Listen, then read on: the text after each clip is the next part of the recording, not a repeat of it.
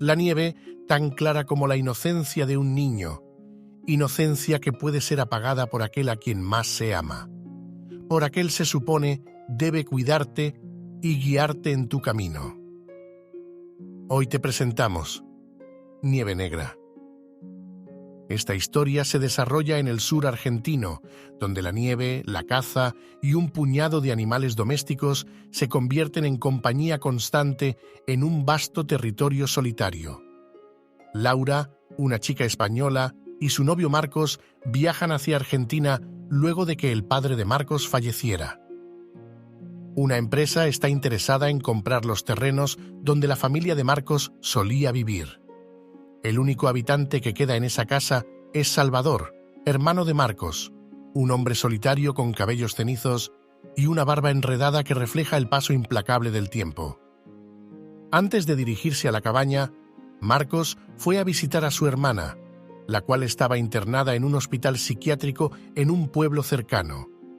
Sabrina, con la mirada perdida y en un tono cauteloso, repetía una y otra vez que tuviera cuidado de su padre, que fuera a ver a Salvador y que no lo dejara solo, ya que su padre se enojaría. Marcos, con un aprecio que rozaba la frialdad, se despidió de su hermana prometiendo regresar. Marcos y Laura llegaron a la cabaña cuando el sol apenas había dejado de brillar en el horizonte. Abrieron la puerta, que chirriaba levemente y cuyo sonido resonaba en las paredes del salón. Marcos llamó a su hermano, pero nadie contestó. Recorrieron la casa, que parecía descuidada y con algunas partes cubiertas de polvo. Al no recibir respuesta, se recostaron en el sofá para descansar y pasar la noche hasta que un ruido los despertó. Era Salvador, quien sin reconocer a los intrusos los apuntaba con una escopeta. Marcos rogaba con desesperación, implorándole que no disparara, que era su hermano, Marcos. Salvador, sin decir una palabra, bajó la escopeta y salió de la casa en dirección al granero, donde guardaba las armas. Al día siguiente, los ánimos habían disminuido y una sutil brisa de amabilidad se entremezclaba con la tensa camaradería que irradiaba Salvador. Armados, salieron de casa, una rutina habitual para Salvador y una tradición familiar arraigada. Marcos, transformado en un completo citadino, se sentía ajeno en ese lugar que una vez llamó hogar. En cada paso que daba, el tormento de los recuerdos le jugaban una mala pasada y le parecía revivir una pesadilla que creía haber superado. La noche llegó y con ella un manto helado. Salvador, Marcos y Laura se preparaban para compartir la cena, hecha con el fruto de la caza del día. Mientras estaban sentados a la mesa, los silencios se volvían largos e incómodos. Laura intentaba animar la velada haciendo preguntas sobre la vida cotidiana y soltando alguna sonrisa ante sus propios comentarios. Sin embargo, Salvador evitaba levantar la cabeza o mirarlos.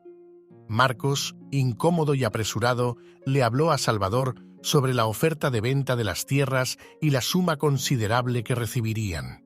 A pesar del énfasis y el entusiasmo en sus palabras, solo rechazos como respuesta. Salvador permanecía en su postura inquebrantable, atrincherado en el vasto territorio que siempre consideró su hogar. Nosotros no tenemos suficiente dinero para mantener a nuestra hermana en el hospital. Yo estoy endeudado y Laura está embarazada. Tenemos que vender, comentó Marcos, implorando en cierto modo. Sin embargo, Salvador se mantuvo firme en su decisión sin titubear. Al día siguiente, Salvador, Laura y Marcos se dirigieron a enterrar la urna en el mismo lugar donde yacía sepultado el hermano menor. Era un sitio secreto y casi olvidado, conocido únicamente por la familia. En una escena teñida de un oscuro pasado, Marcos enterró las cenizas de su padre junto a la tumba de su hermano.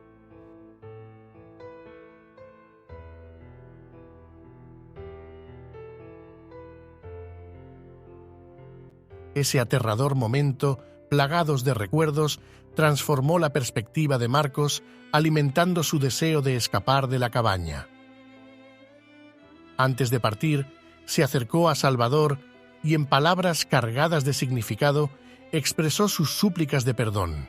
Pidió perdón por todo lo que Salvador había experimentado a causa de él, por su propio comportamiento y por haberlo dejado solo durante tanto tiempo. Salvador, consumido por la rabia y la impotencia que había acumulado durante años, arremetió contra Marcos y con un tono amenazante les ordenó que se fueran. Con una tormenta acechando en el horizonte, Marcos y Laura se subieron a su camioneta, llevando solo lo esencial, como fugitivos de su propia vida. Sin embargo, la suerte o el destino tenían otros planes. Sufrieron un accidente y la camioneta quedó atascada en medio del camino. A pesar de los intentos de Marcos por repararla, todos resultaron infructuosos. Aislados en medio de la nada, sin calefacción y con la tormenta aproximándose, no les quedó más opción que regresar a la cabaña donde Salvador residía. El viento dificultaba la visión y el frío se filtraba a través de cada poro de su piel. Marcos cedió su tapado a Laura, quien, arrastrando los pies por la nieve, parecía guiarse por la inercia. Llegaron a la cabaña 1 hora después de haber abandonado la camioneta y buscaron refugio en el granero. Bajo la manta oscura y gélida de la noche, Salvador escuchó los ruidos intrusos que reverberaban en el aire. Sin titubear, reunió coraje y tomó su escopeta, dispuesto a enfrentar lo que fuera necesario. De pronto, una voz angustiada rasgó la oscuridad. «¡Soy yo!», gritó Marcos. Su tono suplicante llenó el aire oscuro y helado. El corazón de Salvador latió con fuerza al reconocer la voz de su hermano. Realizando disparos al aire, le ordenó que se marchara. De repente, y en una escena cargada de significado entre hermanos, Salvador apuntó hacia Marcos. En ese instante, la tragedia se desató. Una bala precisa y mortal encontró su camino hasta el pecho de Salvador. Laura, en el granero, agarraba una de las armas de la casa y disparaba sin dudar. El último suspiro de resignación fue lo único que escapó de los labios de Salvador, dejando a Marcos con una carga abrumadora en el alma y la certeza de que la oscuridad de esa noche nunca se desvanecería por completo. Cuando el alba comenzaba a asomar en el horizonte, Marcos, con la ayuda del intermediario de la inmobiliaria y sus contactos en el pueblo, se disponían a cerrar la venta. Mientras tanto, planificaban cómo presentarían la historia ante la jueza, intentando que todo quedara registrado como un mero accidente. En otra parte de la cabaña, Laura se encontraba en una habitación abandonada, sosteniendo en sus manos el cuaderno rojo de la hermana de Marcos. Con curiosidad, lo abrió en busca de pistas sobre la familia de Marcos, ya que él raramente hablaba de ellos. Al principio, vio un dibujo un tanto inapropiado, algo que no le dio mucha importancia. Sin embargo, a medida que pasaban las páginas, los dibujos se volvían más perturbadores y oscuros, hasta que las líneas se transformaron en garabatos rojos y negros. Al llegar al final del cuaderno, un pedazo de papel se desprendió y cayó al suelo. Al leer ese pequeño fragmento, Laura sintió que el aliento le faltaba y su pecho se hundía, como si una pesada piedra reposara sobre ella. Con lágrimas en los ojos y una mirada perdida, como si buscara respuestas y fuerzas en algún lugar invisible, Laura permaneció sentada durante varios minutos. La oscura verdad le había sido revelada a través de ese pequeño fragmento, la pieza que faltaba en el rompecabezas y que unía los secretos celosamente guardados por la familia. Marcos y Sabrina compartían un vínculo que trascendía la simple afinidad entre hermanos. Un día, Juan, el hermano menor, los sorprendió manteniendo relaciones en su propia casa, entre una atmósfera tensa y cargada de temor. En un día de caza, Marcos imploró a Juan que guardara silencio ante su padre. Sin embargo, en medio de esa angustiosa discusión, se produjo un trágico giro. Vencido por la desesperación, Marcos disparó a su propio hermano por la espalda, arrebatándole la vida en un instante. Salvador llegó al lugar y presenció el horror que se había desencadenado.